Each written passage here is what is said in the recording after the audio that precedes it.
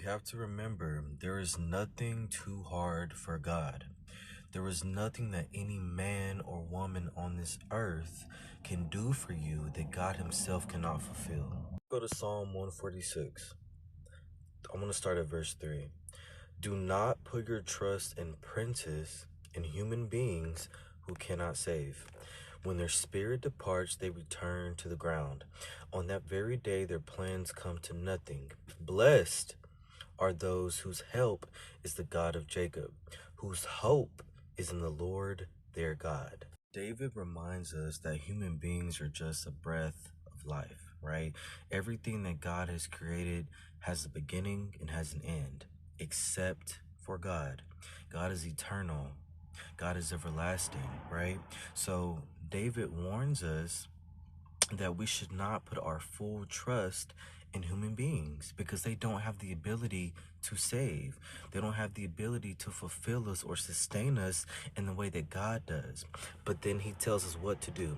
He says, blessed are those whose help is the God of Jacob, right? Whose hope is in the Lord their God.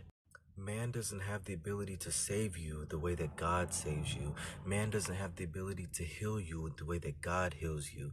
Anything that man is even able to do, God has given them the brain capacity and the mind to do it. So if we're seeking and making people our idols and putting them and setting them at a higher standard above God, then we have to reframe our mindset.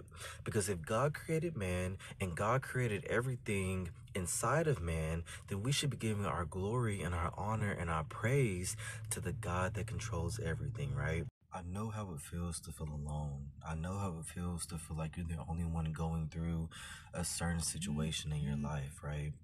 But that's why we have a God that sees us and hears us and knows everything before we even think it. We have a God that is near to us. He's huge, but he's still so near. We have a God that dwells within us and around us and empathizes with us because he experienced everything when he was on the earth as Jesus.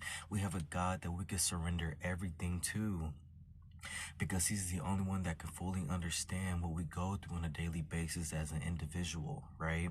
So I encourage you today to put your full trust in God.